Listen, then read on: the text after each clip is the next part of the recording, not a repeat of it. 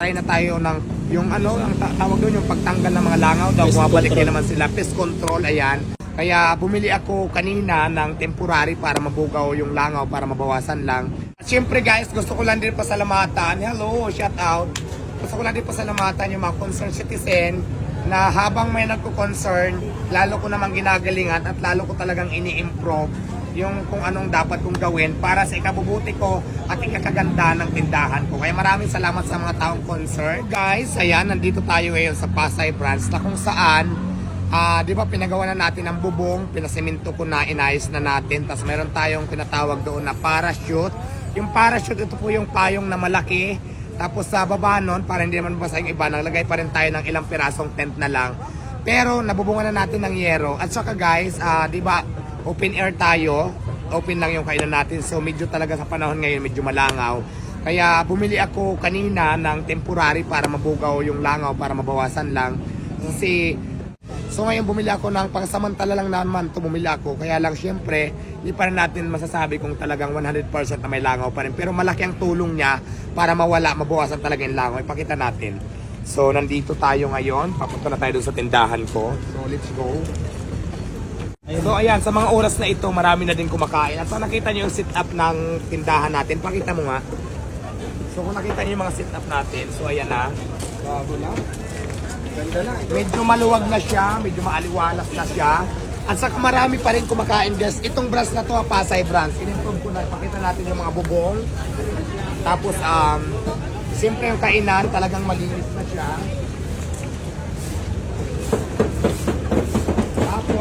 Marami nang kumakain, di ba? So maluwag, tapos very ano na ngayon. Hindi katulad dati na sobrang dami ng tent. Ngayon kasi mayero na siya.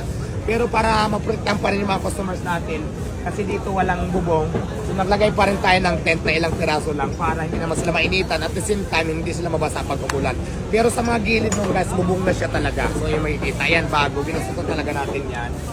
Tapos ito yung binili ko ngayon para ma-protectahan yung mga langaw kasi malakas magbugaw to ng langaw pag natin.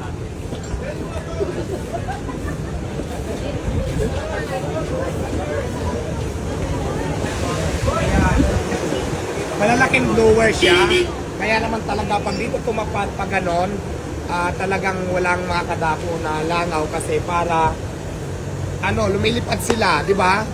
So ngayon, dito ang lakas ng hangin, bukod sa malamig na, wala pang langaw, hindi lang yan, mayroon pang isa, kasi dalawa yan sila, medyo pricing nga lang siya. Kasi sa susunod siguro mukhang kulang pa, pag-ipon ulit tayo para makabili ng mga dalawa pang ganyan. So ito yung isa, dito natin tanayin. Hello, shout out sa mga viewers natin for today's video.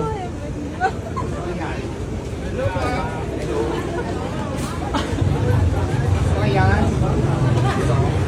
Dito naman yung isa para salubong sila, di ba?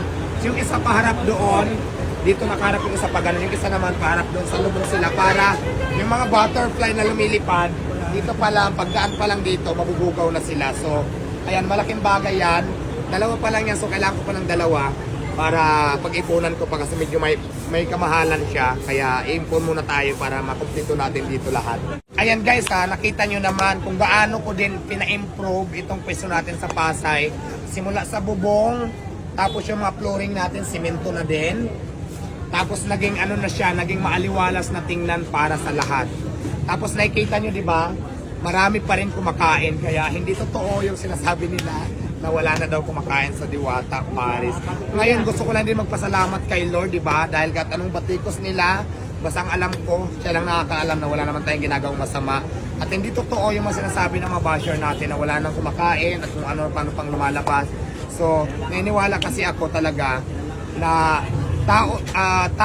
si Diyos lang may karapatan husgahan ang bawat isa. Walang karapatan husgahan ang bawat tao na kapwa-tao lang din natin. Diyos lang may karapatan manghus ng isang tao, hindi po sila. So ayan, magpapasalamat lang din ako kay Lord dahil sa mga blessings na dumarating sa akin kasi kung di dahil sa Kanya, wala rin sana ako sa katayuan ko ngayon. Kaya thank you Lord sa mga blessings kung ano man ang mayroon ako ngayon. At syempre guys, gusto ko lang din pasalamatan. Hello, shout out.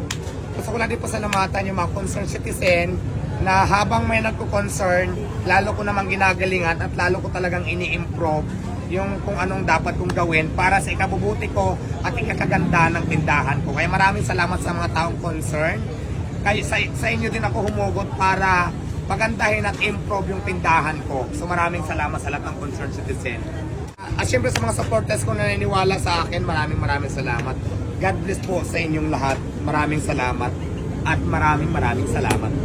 Diwata!